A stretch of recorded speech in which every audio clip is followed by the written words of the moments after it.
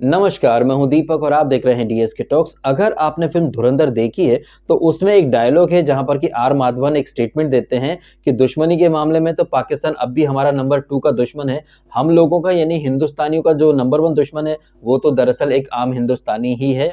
और ये जो डायलॉग जो कि फिल्म के अंदर बोला है आर माधवन ने, ये सिर्फ एक फिल्मी डायलॉग नहीं रह गया है, ये एक ग्राउंड रियलिटी बन गया है। क्योंकि जिस तरह से सो कॉल्ड जर्नलिस्ट यानी कि अरफा खानम शेरवानी, उनके भारी गुर्दे छिल चुके हैं भाई साहब, इतनी बुरी तरह से सुरसुरी लग गई है उनके पिछवाड़े में कि भर भर के इस पिक्चर को वो न सिर्फ क्रिटिसाइज कर रही हैं बल्कि क्रिटिसिज्म की आड़ में वो एक एंटी इंडिया नैरेटिव भी चला रही हैं, जहां पर कि वो पाकिस्तान के प्रति अपना जबरदस्त वाला प्रेम दिखा रही हैं। और अरफा खानम शेरवानी या फिर अनुपमा चोपड़ा या फिर जो जर्मन शेफर्ड जैसे जो लोग हैं या फिर पूरा जो इकोसिस्टम है, वो कैसे भैया क्लेम करता है कि वो इंडियन है, उन्हें देश की बड़ी फिक्र है। लेकिन इसे आप एक आयरनी कहें या फिर आप इसे कहें विधि का विधान, कि जब भी हमारे देश में कुछ अच्छा होता है तो भैया इन लोगों के गुर्दे छिल जाते हैं, जो कि ऐसे तो बड़ी पीपड़ी बजाते हैं कि इन्हें देश की बड़ी चिंता है। बट यही लोग जो कि देश की चिंता में उतावले और बावले होकर के बैठे हैं, ये जो फिल्म आई है धुरंधर, इसे भर भर के क्रिटिसाइज कर रहे हैं। जबकि ये फिल्म आपको वो कड़वा सच दिखाती है कि कैसे पाकिस्तान कराची में बैठा माफिया जो है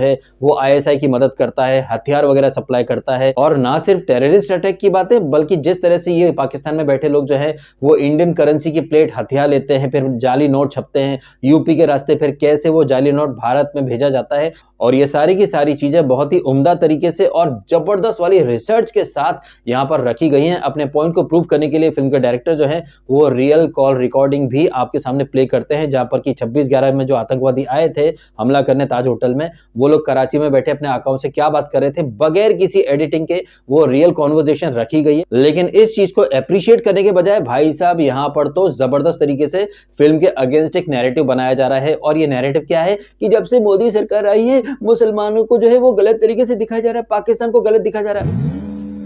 Oh, really? वो पाकिस्तान जो कि 1965, 71, 99 अभी अपने पहलगाम में देखा था, बार बार ये पाकिस्तान वाले जो हैं वो भारत पर हमला करने की निंजा टेक्निक इस्तेमाल करते हैं, बार बार साजिशें रचते हैं। पाकिस्तान तो खुद एक घटिया और एकदम कतई थर्ड क्लास मुल्क है, जिसका नाम एक्चुअली में आतंकिस्तान हो चुका है। और उसी आतंकिस्तान के कुछ प्यादे कहें या फिर उसके स्लीपर सेल जो है वो भारत में ही टिक गए, जो कि आगे चल करके कोई जर्नलिस्ट बन गया, कोई फिल्म क्रिटिक बन गया। और ये लोग जो कि फिल्म क्रिटिक हैं, जिन्हें वासीपुर जैसी फिल्म पसंद आती है जिसमें भयंकर गाली गलौज है, जिसमें खूब सारा खून खराबा है, और ये जो गाली गलौज था या फिर ये जो खून खराबा था, जो कि हम सब ने देखा है कि वासीपुर में कितना नेक्स्ट लेवल का था, लेकिन इस खून खराबे से अनुपमा चोपड़ा जैसे क्रिटिक जो है इन्हें कोई फर्क नहीं पड़ा था, तब तो उन्होंने इसे एंजॉय किया था। लेकिन यही अनुपमा चोपड़ा जो है इनके गुर्दे छिल जाते हैं कि भैया धुरंधर में इतना खून खराबा क्यों कर दिया गया है। और ऐसी ही पीपीटी बजा रही हैं अरफा खानम शेरवानी, जो कि बकरा ईद के टाइम पर तो चाव से बकरे को काटेंगी, हलाल करेंगी, उसका गोश्त खाएंगी, ना सिर्फ खुद खाएंगी बल्कि अपने आसपास के जितने लोग हैं उन्हें भी अपने घर पर दावत पर इनवाइट करेंगी। और दावत में क्या बनता है भैया? बकरा बनता है, जिसे कि खुद ये लोग काटते हैं, उसके खून से अपने हाथ रंग लेते हैं, उसके मांस के लोथड़े जो है वो हाथों में लेकर के घूमते हैं। आपने कई सारे विजुअल देखे होंगे ढाका के, कोलकाता के, जहां पर सरेआम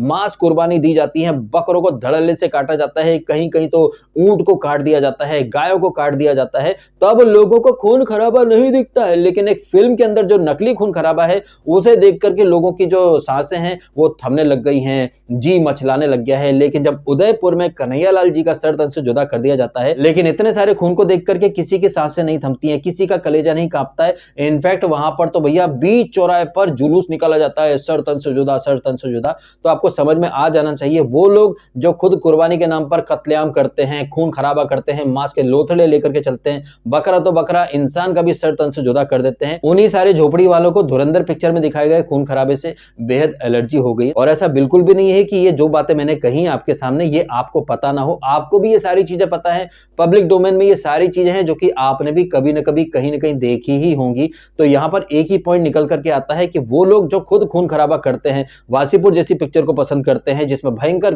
खून खराबा है, गाली गलौच है, बट वहां पर सब जायज है, सब चलता है। लेकिन धुरंधर पिक्चर में थोड़ा खून खराबा क्या दिखा दिया, तो इन सबके गुर्दे छिल गए हैं। गुर्दे खून खराबे को देख करके नहीं छिले, गुर्दे एक्चुअली में इस बात से छिल गए हैं कि पाकिस्तान को इतनी बुरी तरह से एक्सपोज कैसे कर दिया गया। ना सिर्फ पाकिस्तान को बल्कि ये जो सोकल पत्रकार हैं, सोकल जो क्रिटिक्स है ना, जो कि 2004 से लेकर के 2013 तक यूपीए यानी कि कांग्रेस सरकार के टुकड़ों पर पलते थे, जो कि उस समय यूपीए के गोदी मीडिया बनकर के बैठ गए थे। लेकिन अब यही यही लोग जो है वो दूसरों को गोदी मीडिया का सर्टिफिकेट बांटते फिरते हैं। और चूंकि ये फिल्म यानी कि धुरंधर ना सिर्फ पाकिस्तान को उनके स्लीपर सेल जो कि इंडिया में बैठे हैं, बल्कि हमारी जो यूपीए सरकार थी ना, मनमोहन सिंह के टाइम पर जो सरकार थी, कैसे उस सरकार ने काफी सारे सिक्योरिटी इश्यूज को जो है साइड में कर दिया था, एकदम ध्यान नहीं दिया था। ये जो 500 1000 के जो नोट्स की जो प्लेट है ये कैसे पाकिस्तान तक पहुंच गई थी, ये सारी चीजें सरकार और सरकार में बैठे लोगों को पता थी, लेकिन किसी ने भी भाई साहब इस चीज पर ध्यान नहीं दिया। नेशनल सिक्योरिटी जैसे इतने महत्वपूर्ण मुद्दे को इग्नोर किया और इन सारी की सारी घटनाओं को as it is proper research के साथ, प्रॉपर फैक्ट के साथ ये फिल्म आपके सामने रखती है। और इसी बात से पूरा जो लेफ्टिस्ट इकोसिस्टम है या फिर जो यूपीए के जो ठुल्ले थे